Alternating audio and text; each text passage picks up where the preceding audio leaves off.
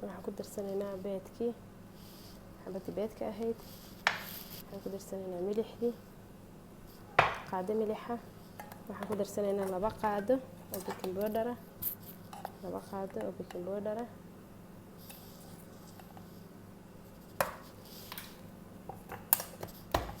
waxaan ku darsanaynaa qashdadii,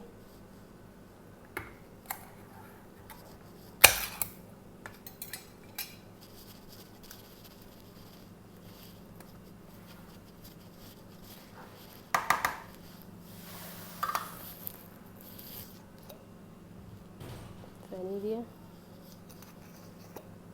عشان urka beedka. hadda waxaan ku darsanaynaa asxaabay yogurkeeni ana halkan ku soo walaaqay, koob baan ku shubtay oo ku soo qastay.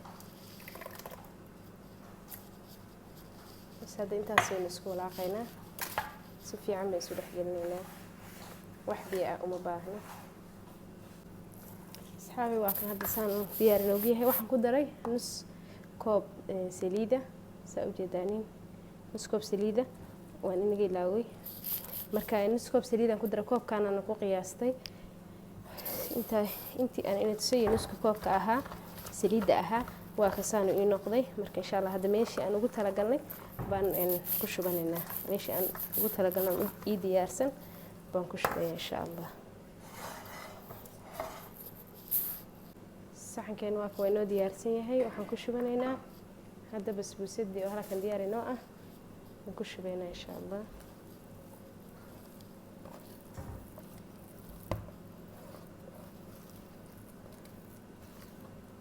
sida u jeedaan ba hadda saas diyaar inoogu tahay basbaasadeeni.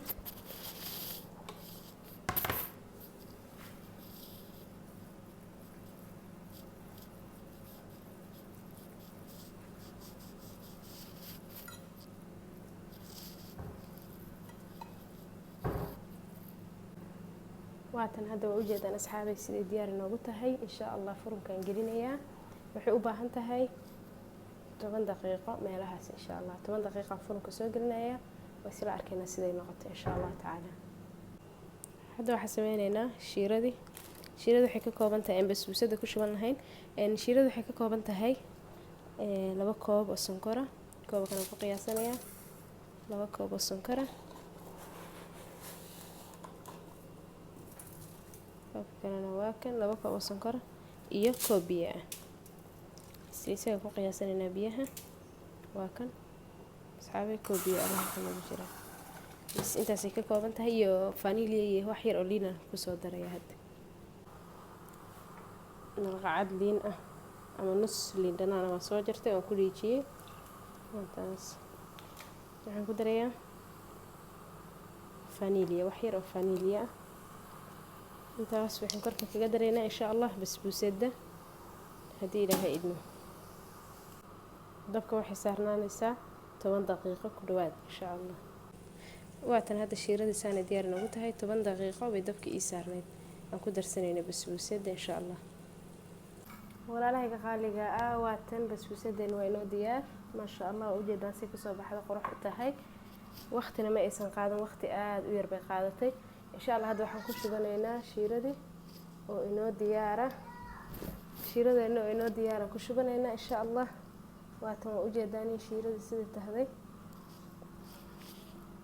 ma sha Allah. asxaabay hadda waa jarjaraynaa si ay shiirada u cabto. inay cabto baa muhiim ah, ay qoydo oo si uu dhadhanku macaan u noqdo.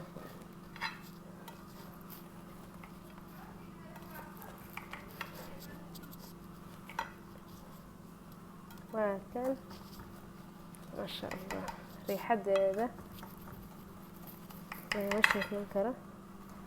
hadda saas diyaar ku tahay insha Allah. waxaan ku shubanaynaa bahashatan shiiradii.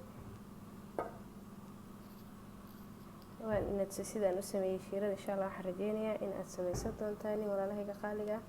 asxaabteeda igu cusub waxaan leeyahay hayga ilaawin subscribe-ta. kuwii hore ila joogay aad baa u mahadsantihiin. saa hore iniigu sheegay ma ilaawi doono mahadcelintiina. meel kasta aad joogtaan Allah inagu xifdiyo insha Allah. like, share, comment iyo subscribe intaba isku kaydara insha Allah. waxaan rajeynayaa inaan waxyaabo ina qancin doona aan inii soo gelin. waxaan rajeynayaa waxyaabo ina qancin doona inaan inii soo gelin doono insha allah. hadda saana diyaar inoogu tahay. waxaan rabaa inaan inaga tuso dibadda sida ay ka tahay. korka waa ka aragteen. bismillaahi raxmaani raxiim.